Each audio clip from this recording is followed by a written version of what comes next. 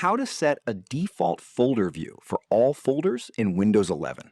If you want to apply the same folder view and sorting settings to all folders in Windows 11, this video will show you how to do it step by step. First, open File Explorer and go to any folder. Now, customize the folder view the way you want. You can change the view layout, column order, sorting, and other folder settings. For example, you can arrange the columns as type, size, date modified, and more. Once you're happy with the settings, click on the three dots at the top and select Options. In the Folder Options window, go to the View tab. Now, click on Apply to Folders and confirm by clicking Yes. Finally, click OK. That's it. Windows will now use the same folder view settings for other folders of the same type.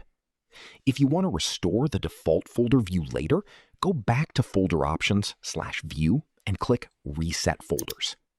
That's how you can set a default folder view for all folders in Windows 11.